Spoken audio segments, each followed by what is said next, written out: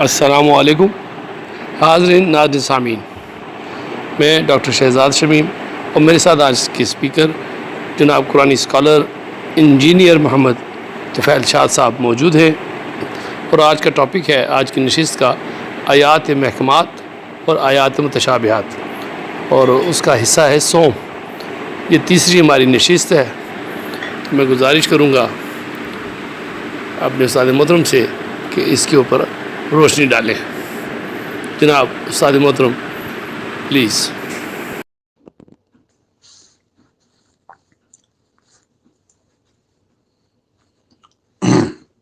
بسم اللہ الرحمن الرحیم۔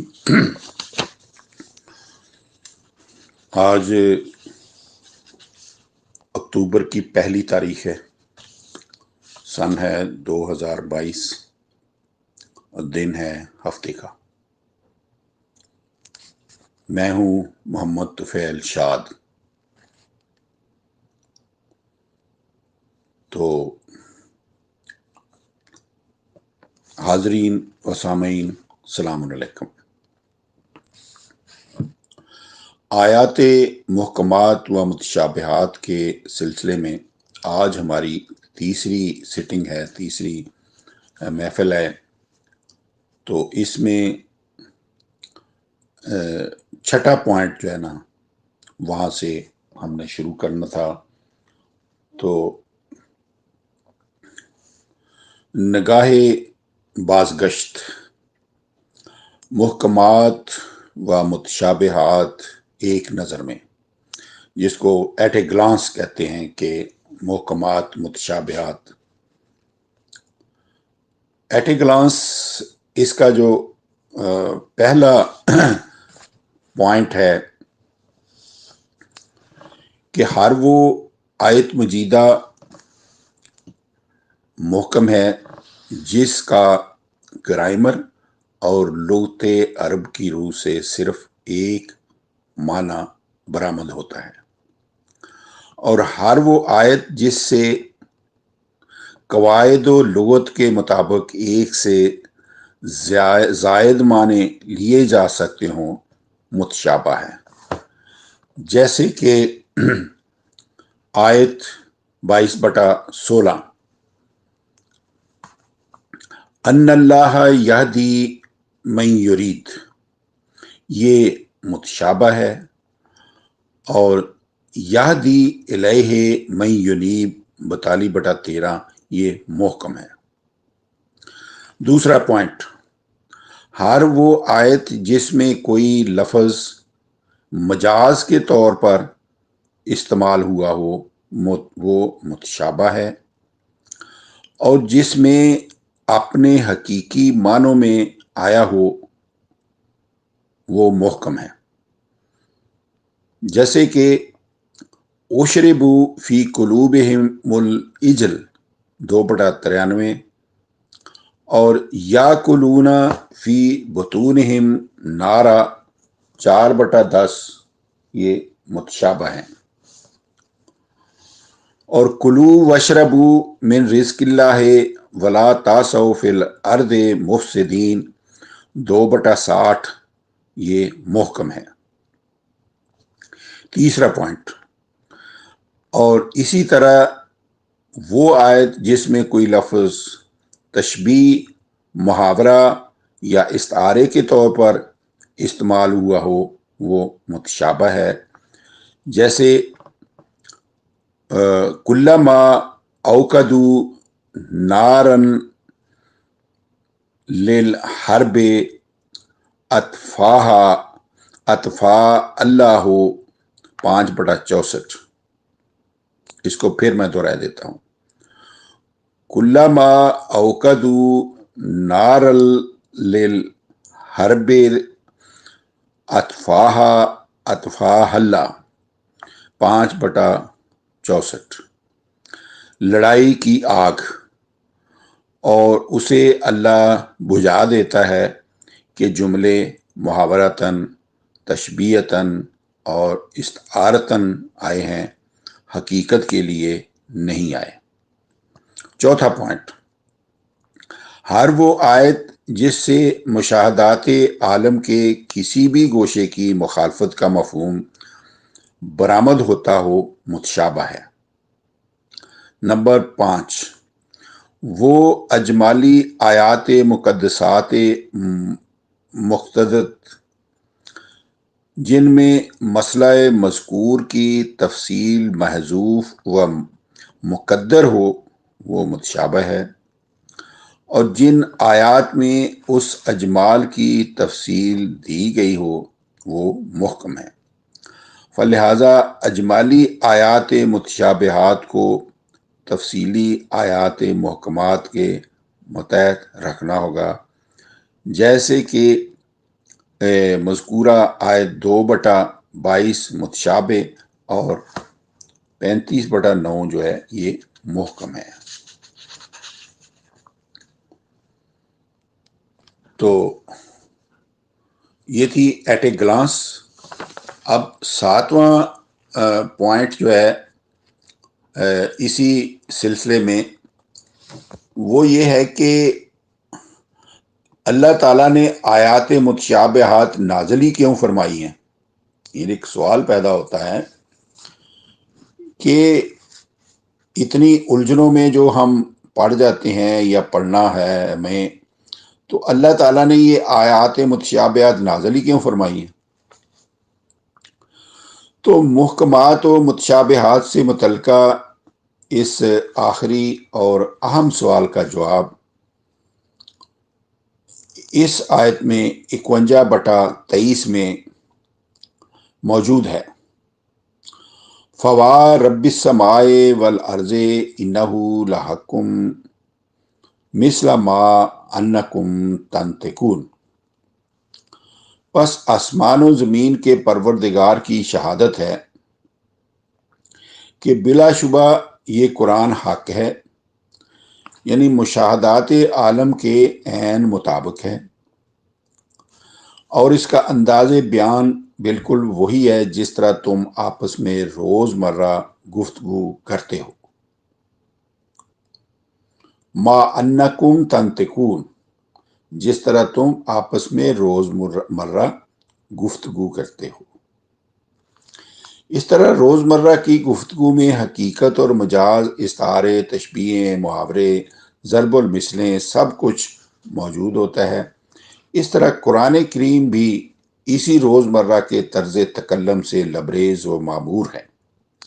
لہذا 51/23 کی روح سے یہ جو ابھی آیت میں نے آپ کے سامنے تلاوت کی ہے کہ جس طرح ہم روز مرہ کی مستعملہ اپنی متشابہات سے غلطی نہیں کھاتے، حقیقت کو حقیقت، مجاز کو مجاز، تشبیہ کو تشبیہ اور استعارے کو استعارے جانتے ہیں، اس طرح قرآنی انداز حقیقت و مجاز اور تشبیہ و استعارہ کو بھی اپنے اپنے مقام پر رکھیں۔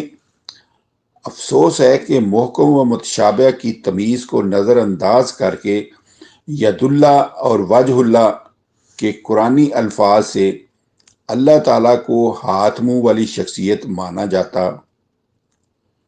اور خلق الانسان علی صورت ہی تک کا تصور بھی دیا جاتا ہے کہ اللہ تعالیٰ نے انسان کو اپنی صورت پر پیدا کیا تھا، یعنی اللہ تعالیٰ بھی انسان جیسا منہ اور ہاتھ پیر رکھتا ہے۔ نعوذ باللہ، نعوذ باللہ۔ تو اسی موضوع کا 8واں پوائنٹ یہ ہے کہ آیات متشابہات کو محکمات کر دیا گیا ہے۔ ارشاد باری ہے کتاب احکمت آیاتہ ثم فصلت من لدن حکیم خبیر، 11/1۔ یہ ایک کتاب ہے جس کی آیتیں حکیم و خبیر کی طرف سے محکم کر دی گئی ہیں، پھر اسی کی طرف سے ان کی پوری تفصیل بھی کر دی گئی ہے۔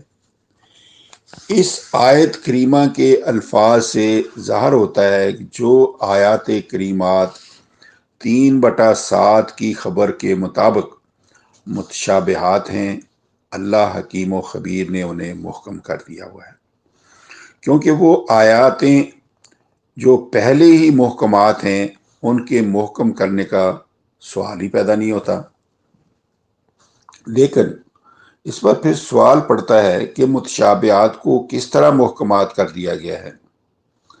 اس سوال کا جواب خود متشابہات اور محکمات کے قرآنی تقابل میں محفوظ موجود، یعنی اس کا پہلا پوائنٹ یہ ہے کہ قواعد عرب کے مطابق جہاں کسی جملے کے ایک سے زائد مفہوم درست ثابت ہوتے ہوں، ایسی آیات متشابہات کو ایسی آیات محکمات لا کر محکم کر دیا گیا ہے کہ قواعد کی روح سے ان کے ایک سے زائد معنی برآمد ہی نہیں ہو سکتے۔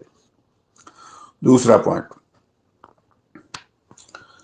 جہاں کوئی لفظ بطور مجاز استعمال ہوا ہے اس کے مفہوم کو دوسرے مقام پر بطور حقیقت لا کر محکم کر دیا ہے۔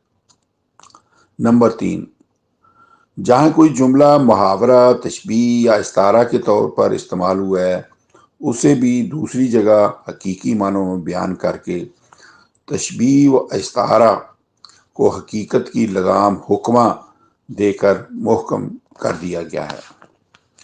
چوتھا پوائنٹ، جو متشابہ آیت مشاہدات عالم کے کسی گوشے کی مخالفت کرتی ہے اس پر اپنی کائنات کو حاکم ٹھہرا کر محکم کر دیا ہے۔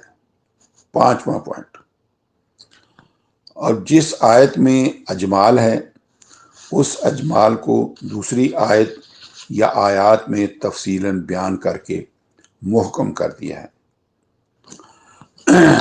اس موضوع کا 9واں پوائنٹ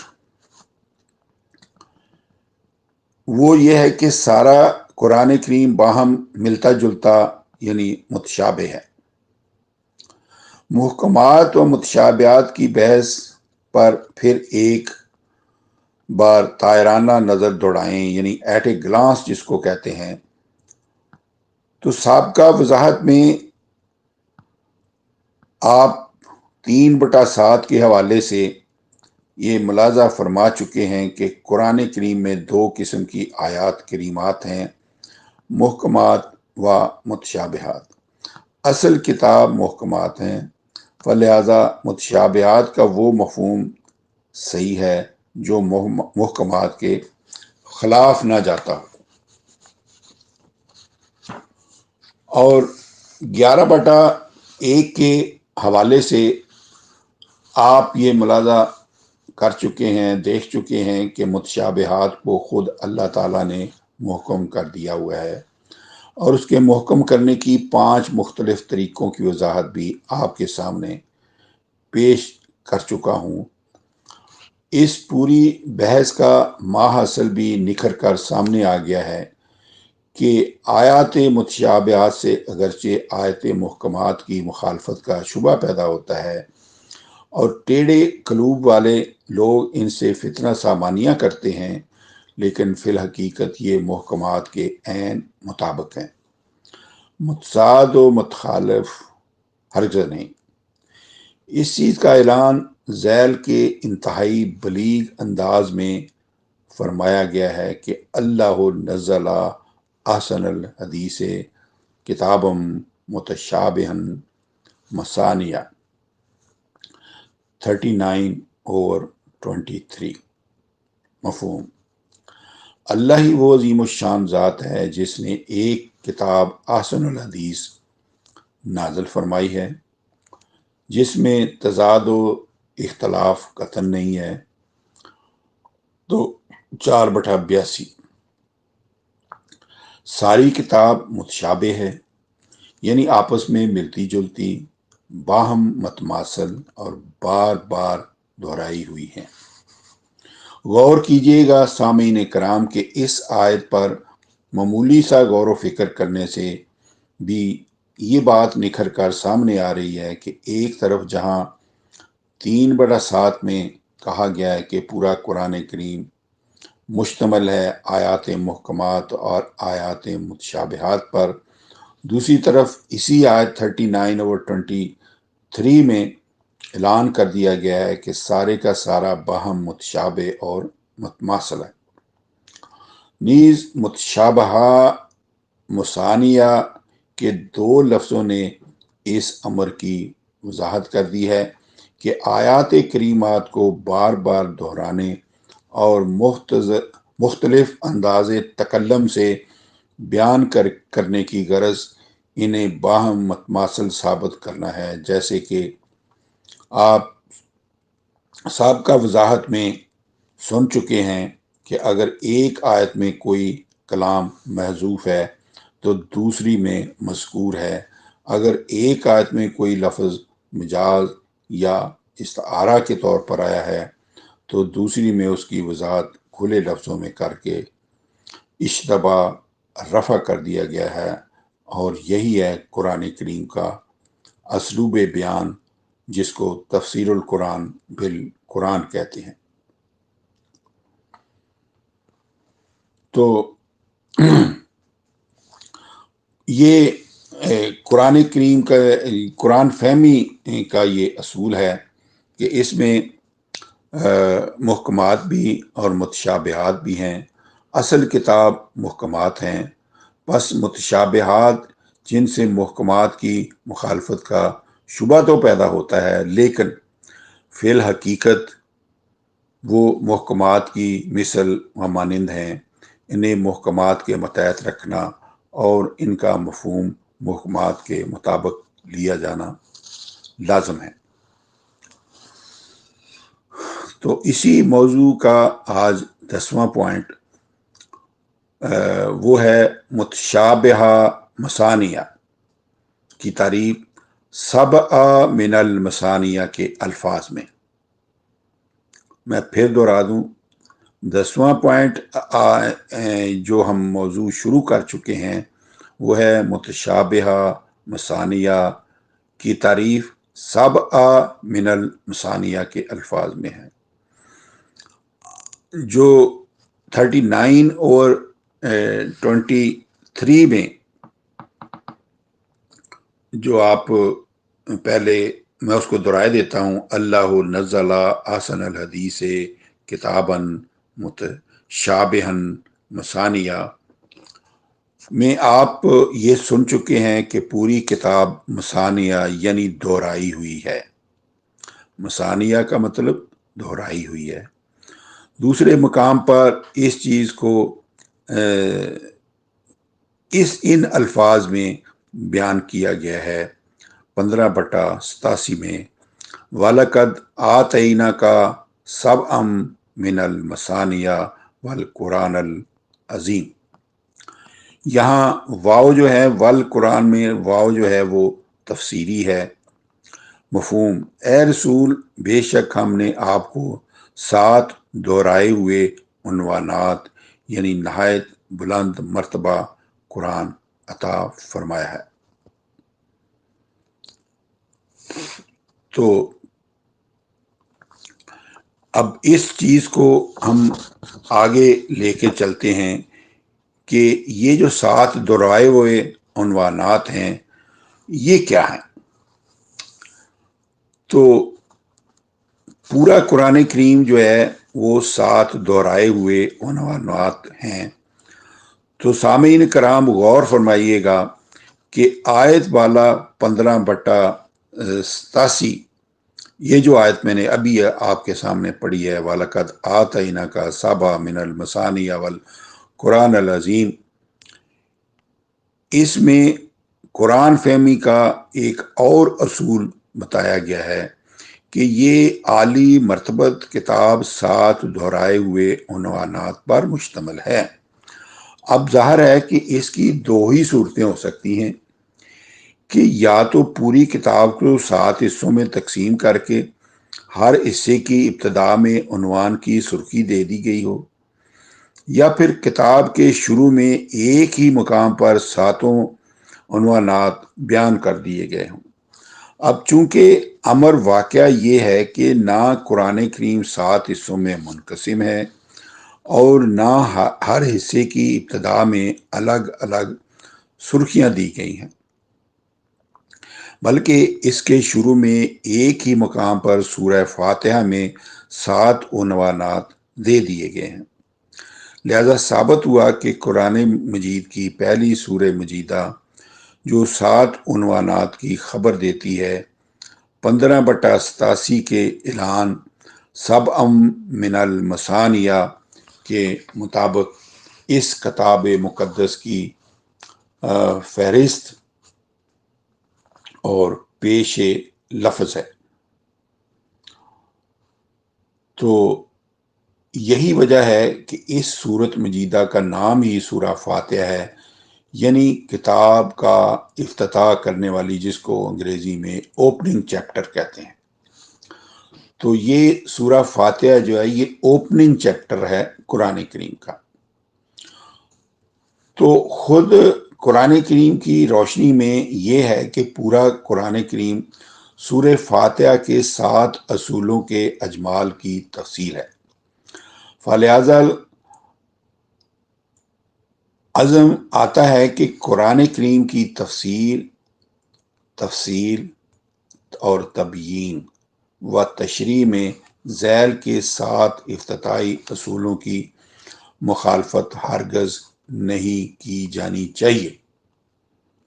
جہاں کسی آیت مجیدہ کے حقیقی معنی فہرست قرآن کریم کے کسی بھی اصول کی مخالفت کرتے ہوں، وہاں اس کے وہ مجازی یا استعاراتی معنی لیے جانے چاہیے جو سورہ فاتحہ میں مذکور 7 اصولوں میں سے کسی ایک کی بھی مخالفت نہ کرنے پائیں۔ اب سورہ فاتحہ کے 7 عنوانات جن کی تفسیر وہ پورا قرآن کریم ہے، وہ یاد رہے کہ اللہ تعالیٰ نے قرآن کریم کی فہرست سورہ فاتحہ میں کل محذوف کے ساتھ خود رسول اکرم اور نوع انسانی کو متکلم بنا کر قرآن کریم کے قاری کی زبان سے جو 7 ہیں 7 اجمالی عنوانات ہیں جن کی تفصیل جو ہے پورا قرآن کریم ہے۔ تو آج کی محفل میں اتنا ہی۔ تو یہ جو 7 اجمالی عنوانات ہیں اس کو ہم آئندہ محفل میں بیان کروں گا۔ تو آج کی محفل میں اتنا ہی۔ وما علینا الا البلاغ، فی امان اللہ۔ اسی کے ساتھ ہی آج کا تیسرا سیشن اپنے اختتام کو پہنچا۔ جلدی انشاءاللہ نئے ٹاپک کے ساتھ نئی نشست میں آپ کے سامنے حاضر ہوں گے۔ اجازت دیجیے۔ پاکستان زندہ باد۔